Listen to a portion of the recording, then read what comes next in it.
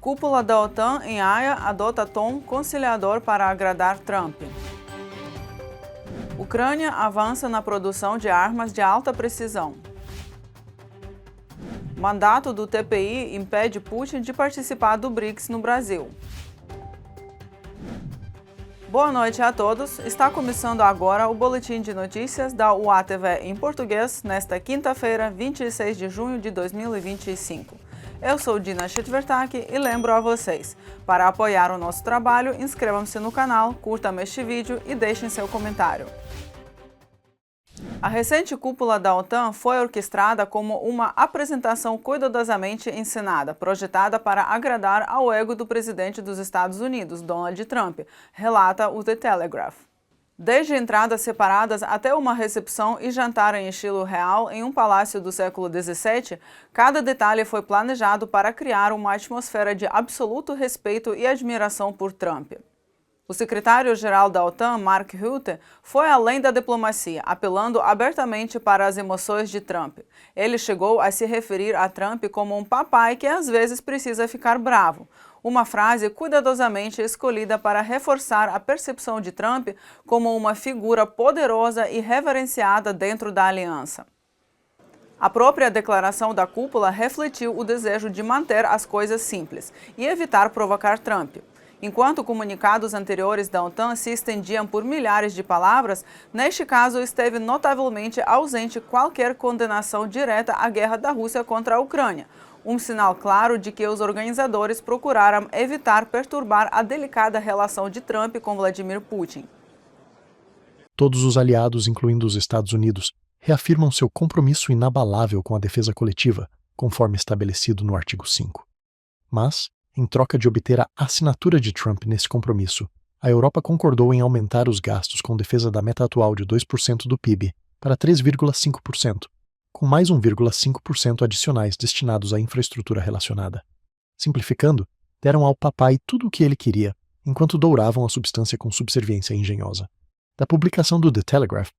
E o que obtivemos de Donald Trump quando questionado sobre a Ucrânia e se os Estados Unidos serão capazes de encerrar o conflito tão rapidamente quanto com o Irã, obtivemos uma resposta de que a conversa com Volodymyr Zelensky foi realmente boa e que Trump falará com Putin novamente para ver se a guerra pode ser encerrada. É um marco realmente histórico. Nesta semana, os aliados da OTAN se comprometeram a aumentar drasticamente os gastos com defesa para 5% do PIB, algo que ninguém achava realmente possível, e disseram: "Foi o senhor quem conseguiu isso." Eu não sei, talvez tenha sido mesmo. Ele é, na verdade, muito simpático. Tivemos momentos difíceis, mas ele não poderia ter sido mais cordial. Acho que ele gostaria de ver um fim para isso. Eu realmente acho. O que eu tirei desse encontro, que foi muito positivo, é que eles gostariam de ver um fim para essa guerra. Acho que este é um ótimo momento para acabar com isso. Vou conversar com Vladimir Putin e ver se conseguimos encerrar. A Ucrânia e a Dinamarca assinaram uma carta de intenções para permitir que empresas ucranianas de defesa estabeleçam instalações de produção na Dinamarca. O acordo foi assinado pelo ministro da Defesa da Ucrânia e pela ministra da Defesa da Dinamarca, em 24 de junho, durante a cúpula da OTAN em Haia. Segundo o acordo, a Dinamarca alocará 500 milhões de coroas dinamarquesas para acelerar o lançamento da produção de armas ucranianas em seu território. A iniciativa é um passo rumo ao aprofundamento da cooperação de longo prazo em segurança e defesa entre os dois países. Além disso, o Ministério da Defesa dos Países Baixos assinou um acordo com a Rheinmetall Defence Nederland para fornecer à Ucrânia 20 veículos táticos híbridos leves, em versões tripuladas e não tripuladas, conforme anunciado durante a cúpula da indústria da OTAN em Haia em 24 de junho.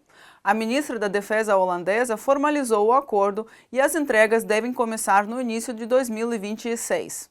Essa cooperação nacional entre a indústria e o Ministério da Defesa irá desenvolver ainda mais o conhecimento e as capacidades para as Forças Armadas dos Países Baixos e da Ucrânia. Somos gratos pela confiança em nossa capacidade. O Hermine é uma solução inovadora e eficaz para o campo de batalha moderno. Koen van Leeuwen, CEO da Rheinmetall Defence Nederland, bevert um trecho de um comunicado de imprensa da empresa de defesa. Agora veja os maiores detalhes dessa 76ª cúpula da OTAN na reportagem a seguir. Este encontro foi histórico porque estamos devolvendo à aliança sua função original, a dissuasão militar da Rússia. Foi assim que o presidente da Finlândia, Alexander Stubb, descreveu os resultados da cúpula da OTAN.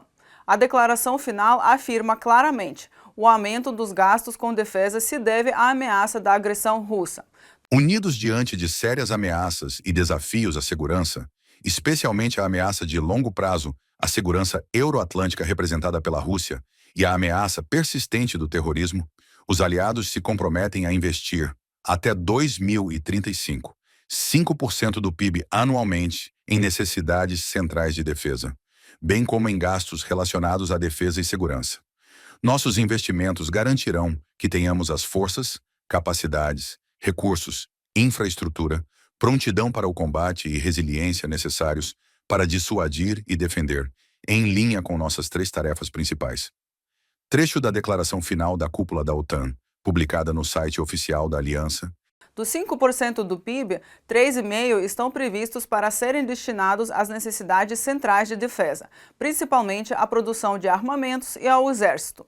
Os outros 1,5% irão para a proteção da infraestrutura crítica e o fortalecimento da base industrial de defesa. Entre os gastos dos aliados estão também contribuições diretas para a defesa da Ucrânia. Antes da cúpula em Haia, a União Europeia e o Canadá assinaram um acordo de parceria na área de segurança e defesa. As partes se comprometeram, inclusive, a reforçar o apoio de longo prazo a Kiev. Na cúpula de Washington, no ano passado, decidimos que o caminho da Ucrânia rumo à OTAN é irreversível e estamos construindo essa ponte. Ontem mesmo, anunciei que os aliados europeus e canadenses já prometeram mais de 35 bilhões de euros em apoio à Ucrânia, mais do que no ano passado. No ano passado inteiro foram pouco mais de 50 bilhões. Agora, antes mesmo de 1º de julho, já são 35 bilhões. O presidente Volodymyr Zelensky ressaltou a importância de investimentos na indústria de defesa da Ucrânia. Em discurso aos participantes da sessão plenária do Fórum da Indústrias de Defesa em Haia, Kiev está pronta para desenvolver produção conjunta de armamentos, trocar experiências e tecnologias, com destaque para o setor de drones, no qual a Ucrânia ocupa uma posição de liderança. O país pode produzir até 8 milhões de drones por ano, mas precisa de mais financiamento para isso. Nosso potencial de produção de defesa superou os 35 bilhões de dólares. Isso inclui quase 1.000 tipos de produtos, de artilharia e veículos armados tradicionais a drones modernos de todos os tipos e mísseis, mas cerca de 40% desse potencial ainda não conta com o financiamento adequado, e isso é um problema. Zelensky discutiu a cooperação em drones com os Estados Unidos em reunião com Donald Trump. Também falaram sobre a necessidade de reforçar a defesa antiaérea da Ucrânia. O presidente americano qualificou o encontro como positivo e prometeu analisar a possibilidade de fornecer sistemas de defesa aérea a Kiev. Acho que o presidente Zelensky gostaria que isso terminasse. A reunião não poderia ter sido melhor, na verdade. Mas o que percebi é que ele realmente quer que isso acabe. Acho que é um ótimo momento para encerrar. Vou conversar com Vladimir Putin e ver se conseguimos colocar um fim nisso. Na cúpula, o presidente dos Estados Unidos reafirmou seu compromisso com o artigo 5º sobre defesa coletiva da OTAN e classificou a promessa dos Estados-membros de destinar 5% do PIB à defesa como, cito, uma grande notícia. Aliás, o secretário-geral da OTAN, Mark Rutte, afirmou que sem Donald Trump isso não teria acontecido. Desde seu retorno à Casa Branca, Trump tem criticado duramente os aliados por não cumprirem suas obrigações financeiras com a organização. Desta vez, porém, ele destacou que os líderes da OTAN demonstraram uma mudança concreta na forma como veem a própria defesa. Engenheiros do Gabinete de Projetos ucraniano Medoid estão desenvolvendo um análogo nacional do módulo de planeio e correção russo, um sistema que transforma bombas aéreas convencionais em munições guiadas de precisão. A informação foi divulgada pelo portal especializado Defense Express. O sistema ucraniano já permite que a bomba deslize até 60 quilômetros de distância, com planos de ampliar esse alcance para 80 quilômetros em breve. Do ponto de vista técnico, a inovação se assemelha bastante ao modelo russo. O módulo de planeio e controle projetado para bombas de 500 quilos é totalmente produzido na Ucrânia. A conversão de uma bomba padrão em uma bomba guiada é considerada relativamente simples e rápida. Várias empresas ucranianas estão envolvidas na fabricação dos componentes do sistema. Estamos atualmente na fase de testes. Até agora, os lançamentos de teste foram realizados a partir de uma aeronave Su-24 em voo nivelado. Os resultados têm sido positivos, especialmente em termos de alcance, do mecanismo de liberação e da capacidade de planeio da bomba. Ainda precisamos realizar cerca de mais 10 lançamentos de teste, que depois serão avaliados pelo Ministério da Defesa. Mas, por enquanto, o principal obstáculo para avançarmos rapidamente é o financiamento. Oleh Vostrik, representante do escritório de projetos Medoid, em entrevista ao Defense Express. O custo de cada unidade é de $25 mil. Segundo os desenvolvedores, a falta de financiamento é atualmente o principal fator que impede a conclusão do projeto. Apesar das sanções devastadoras, a Rússia triplicou a produção de seus mísseis balísticos Iskander-M, com mais de 700 unidades fabricadas apenas em 2024, segundo uma investigação do Kyiv Independent. E para isso contou com a ajuda de amigos como China, Taiwan e Belarus, países que não aderiram às sanções ocidentais contra Moscou por causa da guerra na Ucrânia. Liderando esse esforço está a fábrica de Votkhinsky, potência russa na produção de mísseis, que também monta os Yars e possivelmente até o misterioso Oreshnik. Desde 2023, a planta vem importando discretamente máquinas de controle numérico computarizado essenciais para a fabricação de componentes de alta precisão, apesar dos supostos controles rigorosos de exportação. Conseguiram isto por meio de uma rede de empresas russas pouco conhecidas que atuam como intermediárias. De 10 contratos rastreados, 8 têm origem na China. Segundo a IUDAUR, a agência de inteligência militar da Ucrânia, em informação fornecida ao Kyiv Independent no início de junho, a Rússia conseguiu acumular 657 tanques, cerca de 600 mísseis balísticos Iskander-M e mais 300 mísseis de cruzeiro Iskander-K. No ritmo atual de ataques, isso representa um estoque para 2 anos. O crescimento dos estoques de mísseis Iskander e as estatísticas de ataques indicam que a Rússia aumentou a capacidade não apenas da fábrica de Votkhinsk, mas também de outras empresas que fornecem componentes para esses armamentos. Da investigação do Kyiv Independent. Mas a fábrica não está apenas se modernizando, ela está se expandindo. Com 2 novos galpões, 7.000 equipamentos adicionais e 2.500 novos funcionários, a Rússia agora possui pelo menos 900 mísseis Iskander em estoque.